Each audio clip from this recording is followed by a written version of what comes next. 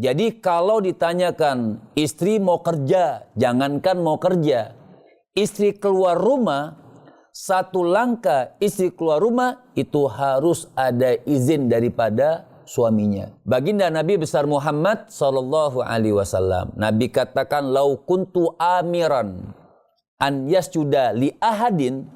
Seandai kata Nabi, tapi nggak boleh nih, kan orang manusia tidak boleh sujud sama manusia. Manusia tidak boleh sujud sama manusia.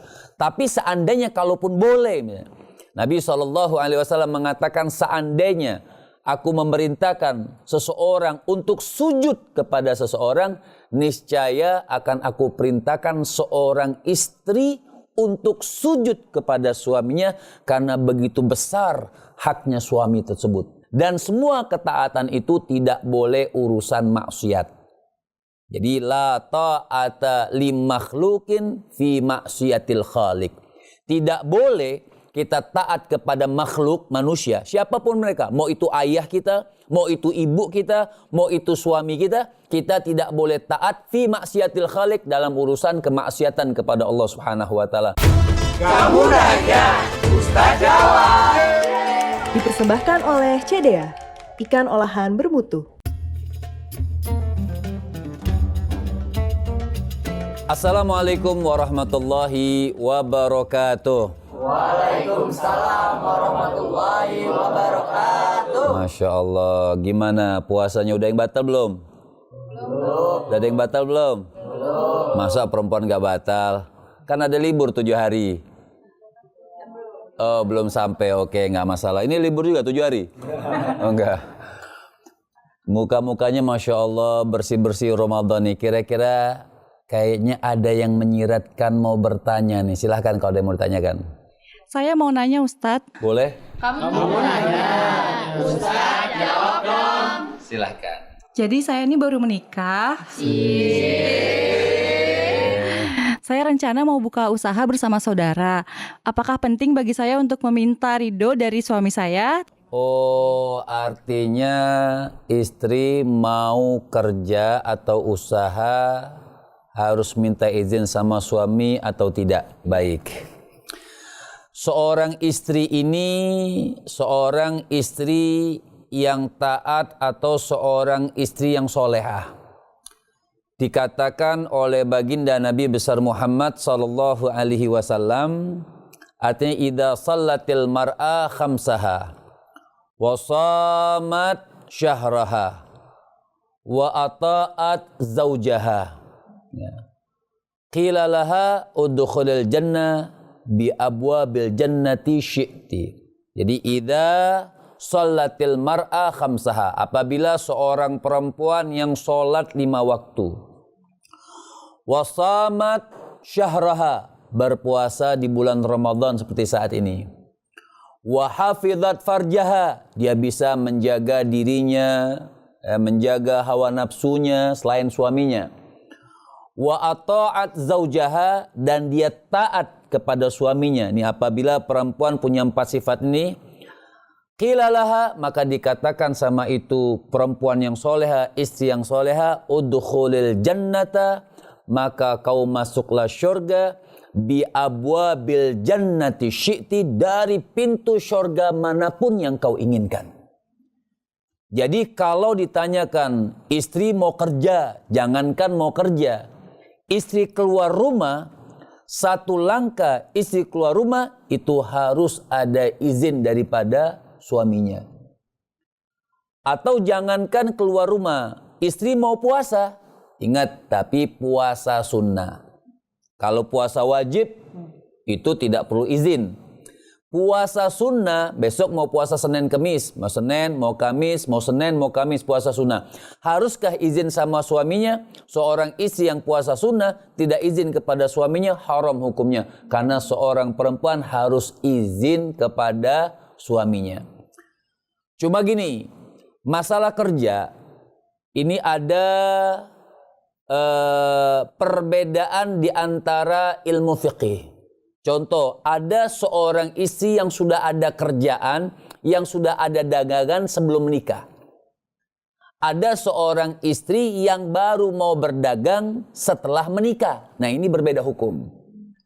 Kalau pertama yang setelah menikah maka wajib. Apabila seorang istri dia sudah kerja dan calon suaminya dia tahu kerja atau sudah dagang, suaminya tahu dia sudah dagang sebelum menikah, kemudian menikah, maka seorang istri itu tidak butuh izin lagi untuk meneruskan kerjaannya, untuk meneruskan dagangannya.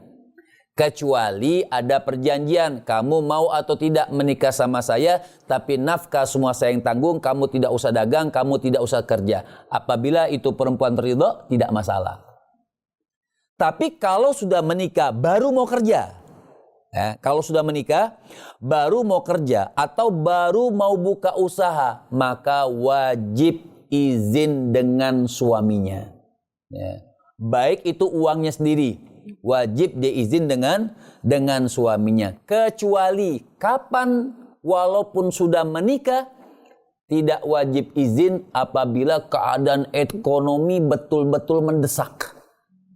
Suami betul-betul sudah tidak bisa lagi menghasilkan uang. Kalau dia tidak kerja, maka anaknya kelaparan. Maka boleh si istri untuk mencari makan buat dirinya dan anaknya hanya sekedar untuk menambal perut anak dan istrinya. Paham maksudnya? Jadi kalau ditanyakan tadi, kan masih baru pengantin, baru mau lama. Ya kan pengantin baru mau lama nanti kan gitu. Artinya izin atau tidak, maka wajib seorang istri yang soleha untuk izin kepada suaminya. Karena begitu besar hak seorang suami, hak istri terhadap suami. Bahkan begini, baginda Nabi besar Muhammad sallallahu alaihi wasallam, Nabi katakan, lau kuntu amiran an yasjuda li ahadin, seandai kata Nabi, tapi nggak boleh nih, kan orang, manusia tidak boleh sujud sama manusia. Manusia tidak boleh sujud sama manusia. Tapi seandainya kalaupun boleh, Nabi SAW mengatakan, seandainya aku memerintahkan seseorang untuk sujud kepada seseorang, niscaya akan aku perintahkan seorang istri untuk sujud kepada suaminya, karena begitu besar haknya suami tersebut. Jadi memang seorang istri itu harus taat kepada suaminya. Tapi ada catatan, suami juga tidak boleh otoriter. Oh, saya kan laki-laki, saya pimpinan daripada perempuan. Mengaturnya seenak ya, bisa jidat bisa perut lah bahasanya. Ada yang bilang seenak jidatnya, ada yang bilang seenak perutnya. Dan semua ketaatan itu tidak boleh urusan maksiat. Jadi la ta'ata li makhlukin fi maksiatil khaliq. Tidak boleh kita taat kepada makhluk manusia, siapapun mereka, mau itu ayah kita, mau itu ibu kita, mau itu suami kita tidak boleh taat fi maksiatil khaliq, dalam urusan kemaksiatan kepada Allah Subhanahu wa taala. Contoh misalnya, seorang suami menyuruh istrinya untuk beli minuman keras misalnya. Kan itu minuman haram, ya. Seorang suami nyuruh ke warung istrinya membeli minuman keras. Apakah istrinya harus taat? Tidak. Jadi la ta'ata makhlukin li maksiatil khaliq. Siapapun tidak boleh taat kepada makhluk untuk maksiat kepada khalik. Khalik itu Allah Subhanahu wa taala. Jadi sebenarnya membentuk rumah tangga yang sakinah, rumah tangga yang penuh dengan kebaikan, ayat-ayat Allah Subhanahu wa taala sebenarnya saling mengerti.